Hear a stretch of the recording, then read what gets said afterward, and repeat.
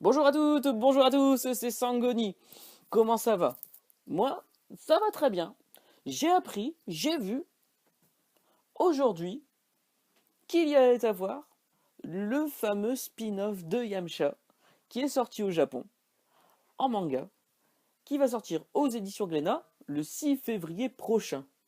Alors, sans spoiler, qu'est-ce que ça raconte? En fait, ça raconte l'histoire de Yamcha qui a été modifiée.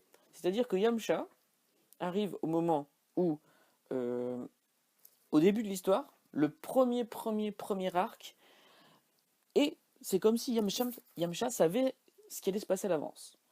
Alors, vous verrez dans le manga pourquoi, et on sait même la chute finale de ce pourquoi. Mais du coup, en fait, c'est un peu la revanche de Yamcha sur son personnage qui a été autant décrié. Il faut savoir que Yamcha était un personnage humoristique à la base et qui a été en fait avancé dans la Z-Team. Donc dans la Z-Team, en termes de combat. Il n'avait pas du tout la puissance. Il a toujours perdu ses combats, et là, lors du premier championnat des arts martiaux, il perd en quart de finale. Il ne participe pas au combat de l'armée du ruban rouge. Lors de Baba la voyante, il perd très rapidement, même s'il a gagné, mais avec de difficultés contre l'homme invisible. Contre le championnat des arts martiaux, il perd encore en quart de finale. Contre Piccolo, il est blessé, il ne se bat pas.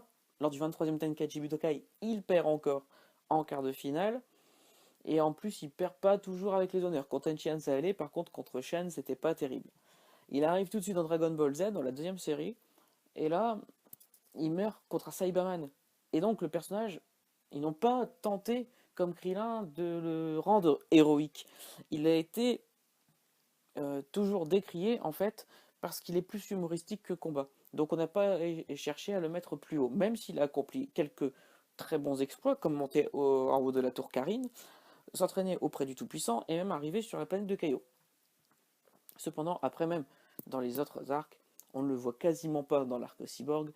Il perd contre les juniors, même s'il a atteint un niveau de combat très important pour un terrien.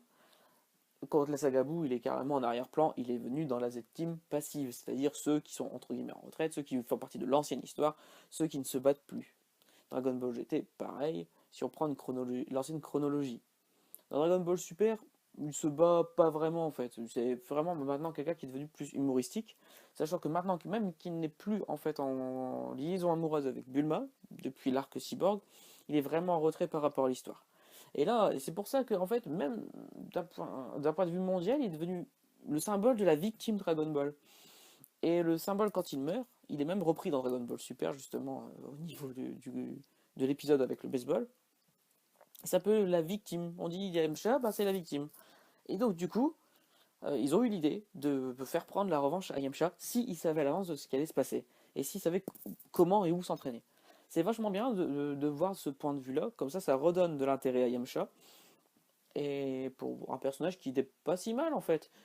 Et dans toute la psychologie de ce personnage, qui est en fait humoristique à la base, et dans le sens où il doit normalement être le compagnon de Bulma, avec lequel ça vient pas, et ça crée des tensions entre groupes et des réconciliations. Après, bon, bien sûr, quand il est parti Vegeta, il n'allait pas récupérer sa meuf. Hein. C'était sûr qu'au bout d'un moment, Vegeta l'aurait plus 32.